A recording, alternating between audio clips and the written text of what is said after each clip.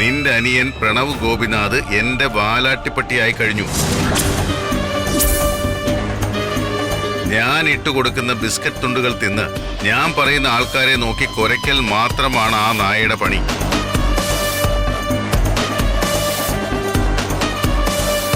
ആ നന്ദിയുള്ള പട്ടിയെ എന്റെ കാൽച്ചുവട്ടിൽ കെട്ടിയിട്ട് പരമാവധി അഗ്രസീവാക്കും ഞാൻ. അവന്റെ മനസ്സിലേക്ക് വേണ്ടത്ര വിഷം കുത്തിവെച്ചു കൊടുത്ത് അവന്റെ ഭ്രാന്തിളക്കും. പേമൂത്ത ആ നായ ഉടനെ വരും നിന്റെ പിന്നാലെ കടിച്ച് കൊടയാൻ. നിന്നെ കുത്തി മലർത്തി അവൻ പോകും ജയിലിലേക്ക്. എങ്ങനെയുണ്ട് എന്റെ ഐഡിയ?